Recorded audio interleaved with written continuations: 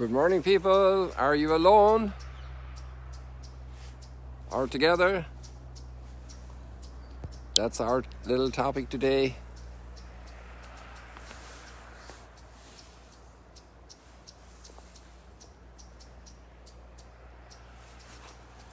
Got a special sky this morning. Oops, we got these. I think these are the. What are they? Well, actually, they might be doves,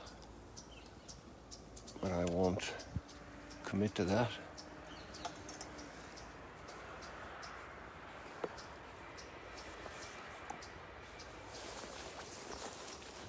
So this is growing by the day.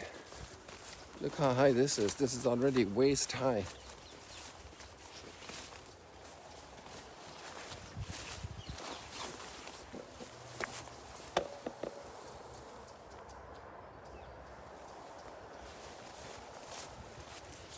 Little flowers are appearing. On Sunday we had a little hike and there were incredible flowers. I had some pictures. I didn't get around to dealing with them, but there were all kinds of different flowers, beautiful ones up the hillside there in Wadi Amoud, Nahalamud. And then I sat down on a stone, and beside, on the top of the stone, there was a little hole, about small as your fist, or a little smaller even. And inside was a little clay, and there was a little plant. And there were two little blue flowers, and one of them was so tiny. It was, I'm not sure, maybe a few millimeters. And then there was another one that was even smaller. I saw it later. I took out a pen I had in my pocket, and with the writing tip of the pen, I put it beside the bigger of the two tiny flowers. And it was interesting to see that contrast,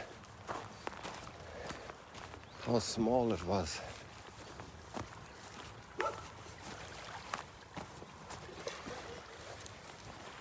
You know, there's a kind of a cloudy atmosphere. I think we'll go up to Mount Arbel, okay? Let's do that. It's not too wild here today. It's very serene at the lake, so enjoy this moment here because we won't have it. But I think the sunrise is going to be spectacular in the next 15 minutes. I'm not sure, but I think it will be. So let's cut through here and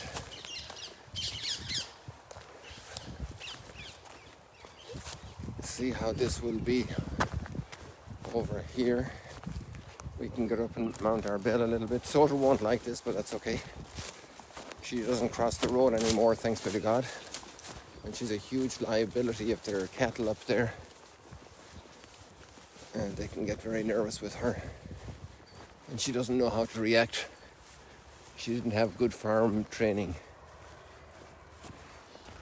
I think somebody let her out because when we started the Instagram 10-15 minutes ago, she was barking and I wanted to go over to let her out, but I had second thoughts. I thought maybe somebody is working, that she's tied up intentionally, but she must have kept up the barking and then somebody unleashed her, maybe Father Alonso.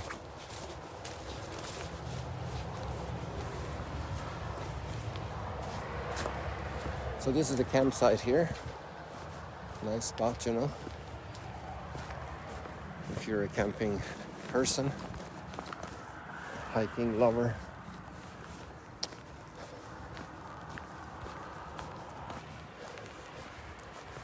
So we won't head down this path today, and we'll head over here to the right and up to a little bit of Mount Arbel to gain a little height.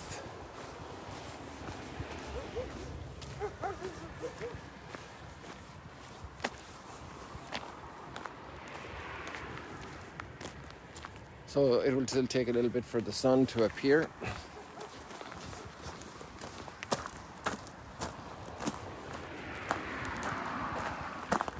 There's some very decisive dogs here at this campsite, obviously for protection. I hear them barking. And this is the main that carries that salty water that emerges in springs north of the Sea of Galilee, so that it doesn't enter the lake.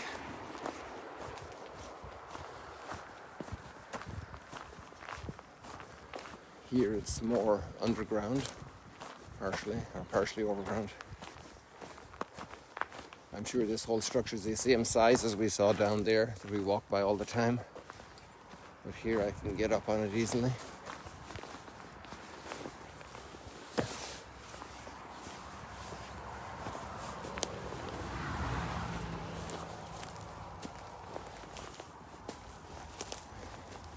That's the tomb, a Muslim sheikh. I don't remember his name. It's buried there.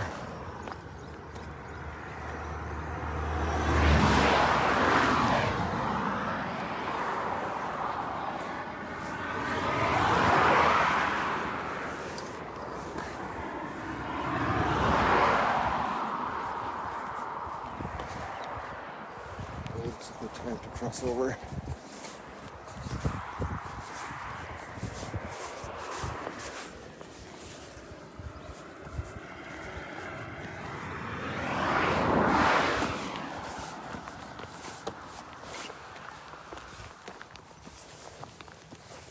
It's very wet today, so I'm going to go up the long way here.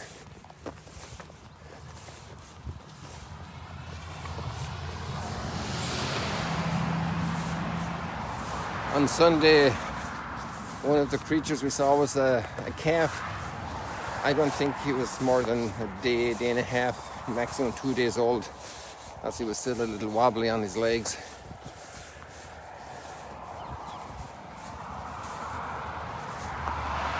You see how hazy it is there? You can hardly see the mountains. A little bit. The ones in the distance.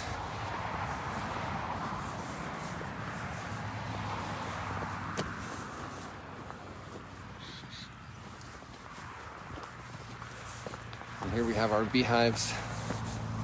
Your beehives, my beehives, our beehives, because we hike here.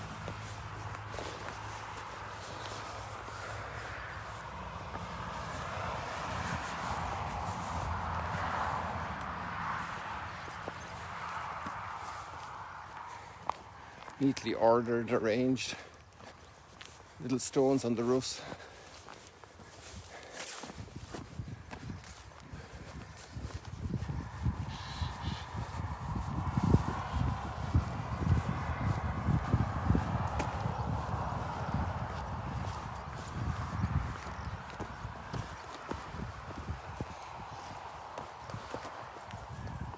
We're still on the right path here.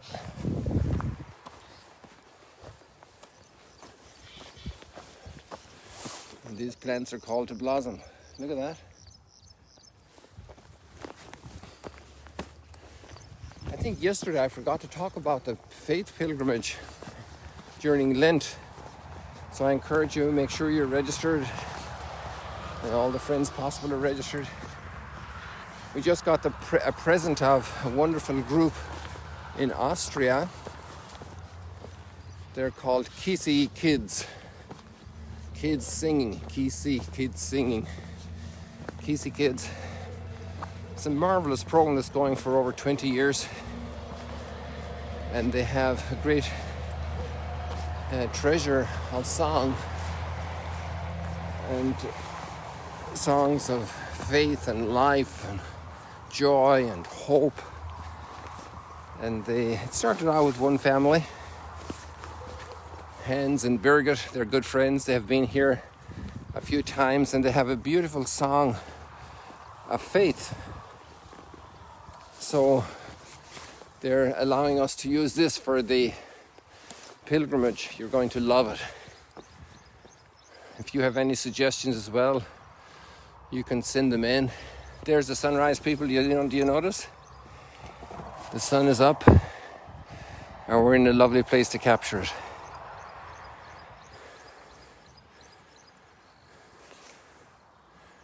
There you have your Sea of Galilee at sunrise. coming towards the end of January 2021.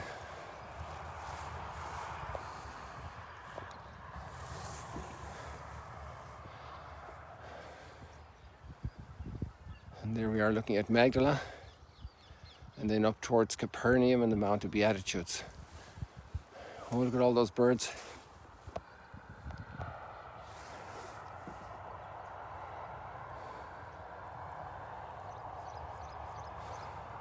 Yesterday there were thousands of them on the water at midday when we were having lunch, and they were carpeting the lake, gobbling up. Seems like in the morning they're on a reconnaissance tour.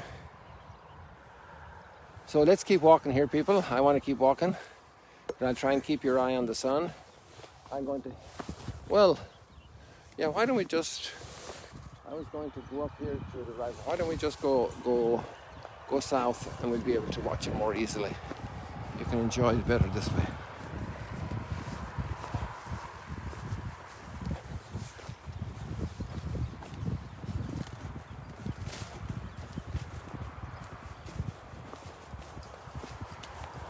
So we were just mentioning there the invitation that's inside the description. Yesterday I learned something new, that you can see the post description. I thought it was only good after the thing was finished, but you can see it already, and you have the links there to the readings. So that's very, very handy. And so you just scroll down there a little bit and you see invitation. So be sure to pass that around. And then you have the link for the readings. I'm tempted to stay walking because you have the link. And there's a very beautiful fact today, are you alone? We started out today with that question, are you alone? And yesterday we had the celebration of St. Paul, his conversion, and today we have Timothy and Titus, two of his disciples who received letters from him. And maybe they received a lot more letters, but some are conserved for us in the New Testament. Imagine a letter written to strengthen a good friend, a good disciple, has become part of the New Testament. Letter. Imagine that your letters can also carry the goodness of God, the truth of God, the love of God. Your emails, your texts, your communication. And that's how God communicated. There was a little picture somebody sent around yesterday, and it said, Jesus is not online, but through you, Jesus is online. Through the kindness, the encouragement, the helping hand. Where'd you put the keys? Oh, they're over there. Look, I forgot. That little message with the I forgot in it. There's so many places where Jesus is online through you. Jesus doesn't have a Facebook account. He doesn't have Instagram. He doesn't have YouTube, but he has you. And you're there. And you're doing it. Jesus doesn't tweet, but you do. Give you time to see this here. I know bunches of you are making screenshots to share them as well, and you put them up in your own posts, and some of you even mention Magdala when you do that, and the Sea of Galilee. So I want to say thank you for doing that. Look at this lovely thistle here.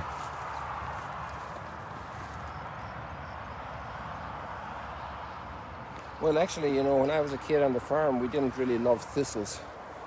They were competitors for grass, for space. And sometimes it could be very invasive, and in that sense, impoverishing the feed for the cattle and the sheep. So we found thistles to be very competitive, very difficult. a real problem, and it was important to cut them before they went to seed.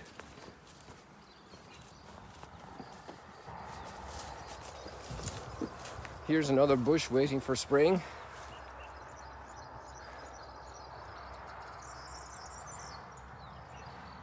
Each plant has its own season. And you know, here we have it all green and lush, but this one is behind. So spiritually, if you're not in full bloom yet, don't be worried. Saul had his moment, you have your moment, God is provident. You just keep watering the plant, make sure it's in the light of the Word of God, and little by little the plant will blossom and bear fruit, and much fruit, and fruit that will last.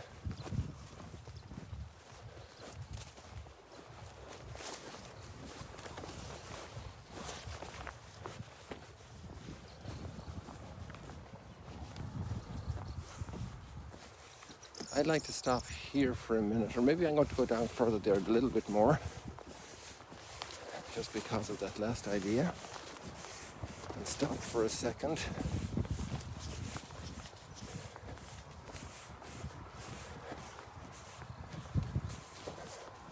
Yeah, but I want to be on the other side of this bush. So you can look at all the nettles. Did you ever make nettle tea? Nettles sting, you know. We used to make nettle tea sometimes at home. Not too often, but we did it. Especially with the fresh nettles in the spring. But these are also fresh new nettles, although they're already pretty big. So, you're not an electricity pole. You see that electric pole for the cables? And you're not even a big electricity pole. You're alive. Well, actually, the electricity poles are pretty alive as well. You have to keep away from them. You're alive like this bush, but maybe you're not blooming yet. And that doesn't matter, because you have your season and God is coming into your life at His pace and His time. So listen to this, folks. Listen to this line here. Paul is talking to Timothy and Titus, both bishops, you know. And look at Paul's definition today. Yesterday he was a persecutor, haranguing and tracking down and imprisoning and punishing. And today he is an apostle of Jesus by the will of God, for the promise of life in Christ Jesus. To Timothy, my dear child, not a child in the biological sense, but in the spiritual sense, because he has led Timothy to Christ. Well, actually, it's a little bit more complex. Let's get there. So I'm going to skip a little bit here. Where is it? Come on. Oh, yes, there it is. This is the paragraph I want people. I yearn to see you again. I keep you constantly in my prayers night and day. I want to see you again, recalling your tears, so that I may be filled with joy as I recall your sincere faith that first lived, your sincere faith that first lived in your grandmother Lois. There's her name. The first Lois I ever knew was the secretary of the school in Michigan where I was working, Lois Girardo, God bless her, God rest her soul. May God have her in glory, and her husband. And she was so filled with joy always. Lois. Where are we here? I recall your sincere faith that first lived in your grandmother Lois and in your mother Eunice, and that I am confident lives also in you. The same faith handed on from grandmother to mother to grandchild. That's a precious line of scripture. And there the tree came to blossom. Maybe Lois went through hard moments. Maybe Eunice went through hard moments. But the tree blossomed. Look at that, those saints. And saints don't fall far from the tree, you know. So Lois and Eunice.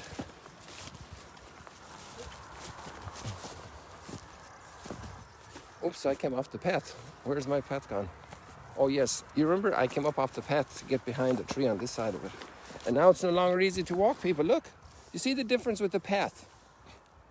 And people. This was the territory people where Jesus worked, and they all knew the value of a path. So it's going to be much easier when we get out on the path. Except we have to watch for the contributions of the good cows. But look at this, is so smooth sailing here. Because we're on the path. We didn't leave the path. And it's a path of light. Going straight to the sun. Coming straight from the sun. That's the path we're on.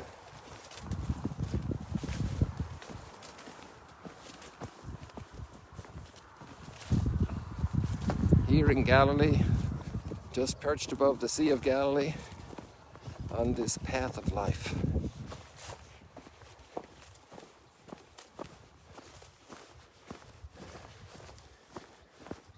Stalin said that to his advisors, don't worry about the church, they're all a bunch of old women. They're going to die in the next 15, 20 years and it'll be all over. But he left one piece out of the equation, that there was going to be another group of women who were grandmothers, who had raised their kids, who were going to be showing up, who didn't have to go to do a lot of work during the day, and who were able to quietly, with their heads down and had three quarters covered, be inside the church, and the Gestapo couldn't do much about it, There's always a new generation of grandmothers. Just like Lois and Eunice. That's how it goes, people. And they bear a lot of fruit through their prayer, through their dedication, as their heart becomes more and more united to God and less divided. No longer the heart of a little teenage girl, like a little butterfly from flower to flower.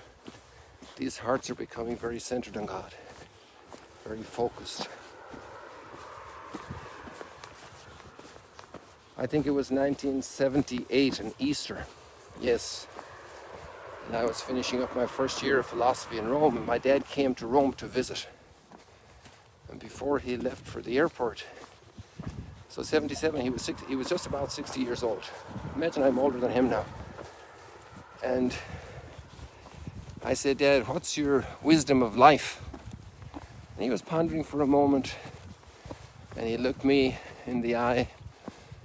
His mother had died when he was 2 years old in the Spanish flu, and his sister, little girl, very small, had died. And he had lived through the Depression. He was in a boarding school for a little while. And he quit school and became a carpenter. And then there was no work. So he emigrated with his toolbox to England, found jobs on building sites. Lived through the Second World War in London, the bombings, the shelters. Then he came back to Ireland and was working in Dublin after the war. And then his uncle was going to die without children, and his dad said to him, you should come and take the farm. And the farm was very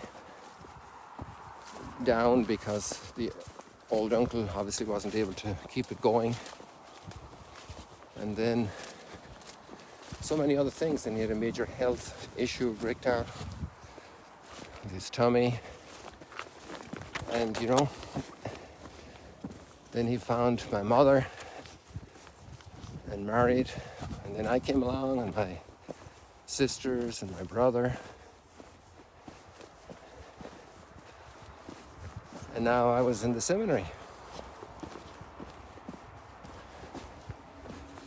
And he looked at me and he said, there's only one thing that really counts in life, and that's God.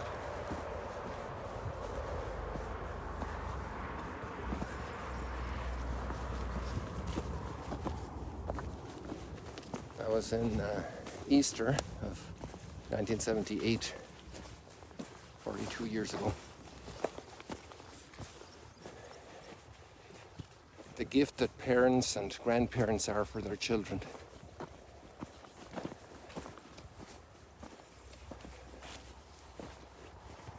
We're never alone.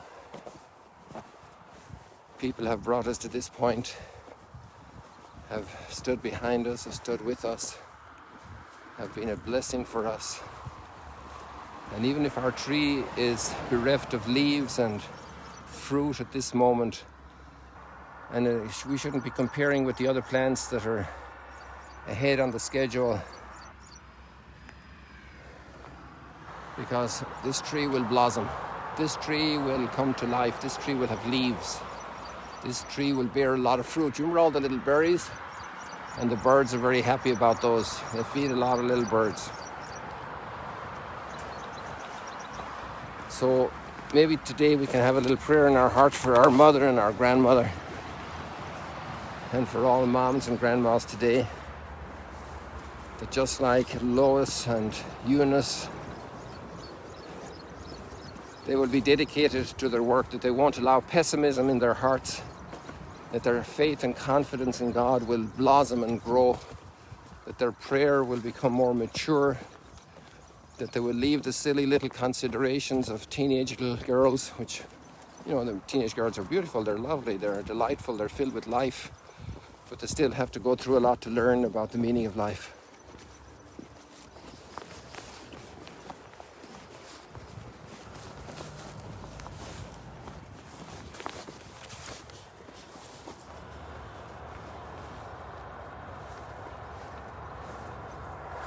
Sorry about the wobbly here, just checking the other one. So I think we're kind of getting to the end of our tether here.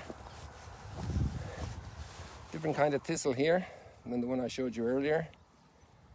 Look at all the space that one has taken up. We wouldn't like those on the farm, you know, because they would reduce the food for the cattle or the sheep.